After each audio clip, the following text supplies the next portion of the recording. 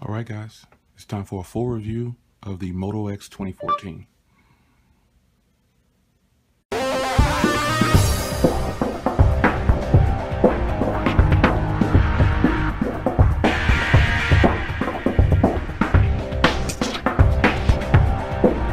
Hey guys, taking a look at Motorola's latest flagship device.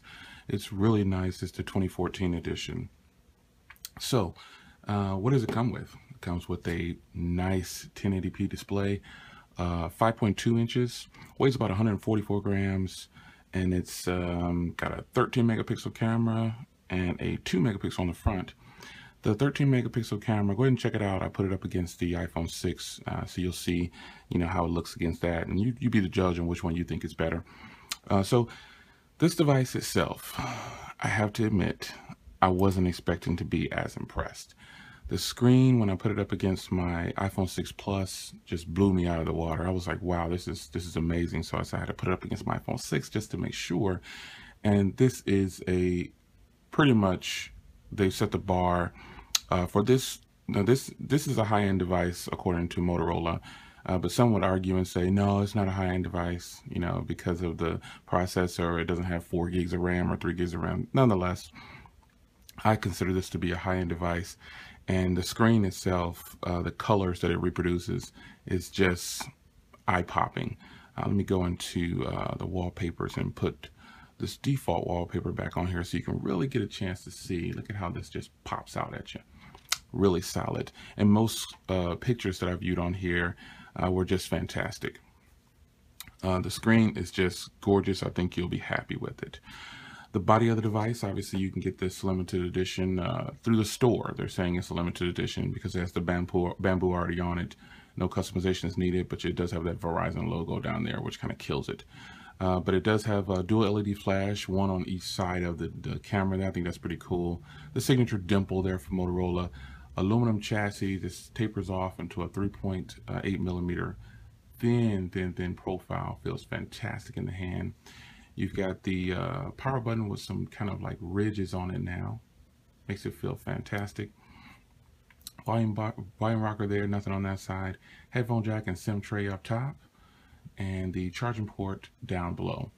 So the body of this, if you don't like the way this phone feels, maybe you're a little too picky. I don't know, that's just my opinion, but I think this curves and falls right into your hand the right way. I think it feels fantastic. So sound quality, this is a little deceiving, but it looks like there's dual speakers, but there's not dual speakers. It's just this one on the bottom, and it has proven to be very solid in music, videos, speakerphone. Really nice. Reception over Verizon's LTE network is kind of iffy. It's good network overall, but there are lots of times when I was on a call and it was just kind of grainy, and that's definitely the way call quality went with that. But the speakers go, as far as they go, they're fantastic. Well, it is fantastic, and it performed perfectly fine under normal conditions. Again, the cameras on here is 2 megapixel on the front and a 13 megapixel on the back. The 13 megapixel performed much better than what I've heard other bloggers say, that the camera is lacking. But these people are reviewing it are probably just hardcore tech, and I think they want a handheld camera to be built into a cell phone or something. I don't know, but the Lumia line has solved that issue. But the cameras on here are fantastic. I've put photo samples up on Twitter, and I've also got a video with it matched up against the iPhone 6. Again, check that out. Web browsing on the device is plenty fast. Nothing that would make you not be unhappy with it. I think when you get into web browsing, you have to ask yourself what it is that you're doing with your web browser. And in this case, this phone is no exception here. I'm always on YouTube. So web browsing on the device, plenty fast. Everything works good, ready to go. I think you'll be pretty happy because this is a 1080p display. So, what more, again, do you want from your web browser? Also, reading books and stuff, text on here are pretty clear as well. Powering this thing, obviously it's got a quad-core processor, and it's got 2 gigs of RAM.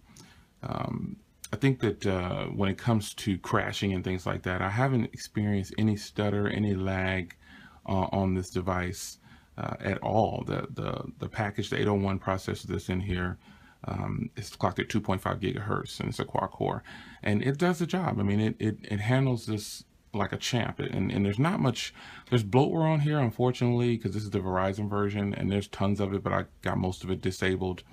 But nonetheless, the processing power behind this device will definitely please.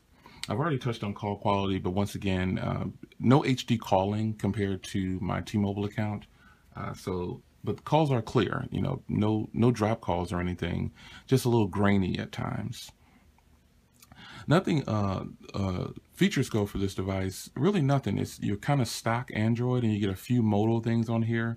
But other than that, Motorola's done a fine job at keeping it pretty much stock, and it's guaranteed to get the L update. So we shall see in the future. Now, let's get to the things that I thought were not so great, but they are in their own right. So the first thing is, you hear people saying that the battery is bad on this device.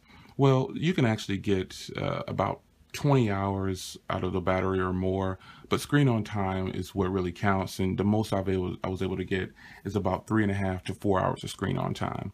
And that's what a little bit of heavy use. So if you're not a heavy user, you should be able to make it through a full day with this with no problem and into the next day. But the battery could be stronger. I mean, 3.5 hours of screen on time was the best I could get. So using it on regularly, I was only able to get like 3 or less. But that one time or 2 times, I think I was able to get, it was just one time actually, I was able to get 3.5 hours. But other than that, I mean, the battery, it is what it is. No smartphone can make it a week unless it's a non-smartphone, right? A flip phone. My flip phones, I can make it 2 weeks with those. But smartphones, you know, you're not going to get days and days and days out of them unless it has a very large battery and the system is optimized perfectly. Don't need to name names, but you already know what phones can do that. So other than that, I think just the disappointing part was having all this Verizon stuff on here. And then the battery, it's not so much that it's disappointing, it's just that it should be bigger. It should be bigger. So there you go, guys. That is the full review of the 2014 Moto X. I knew it would be. How would I rate this device? I definitely would recommend it because the build quality is fantastic. How would I rate it? I give this device probably about a 9. And solely because of the battery and the bloatware that comes on the Verizon version. Now, if you've had the one directly from Motorola or the unlocked version, you don't have any bloatware more than likely. But still, you have that battery to deal with. And if you're like me, you're always on your phone, you're going to want a battery that at least lasts with about 5 to 6 hours of screen on time. Because I found myself having to adjust usage and switch back to a different phone to use. Nonetheless, this is a fantastic device. I give it about a 9. That's where we stand with the Moto X 2014. I think you should go check this out. Take care, guys. I'll see you in the next one.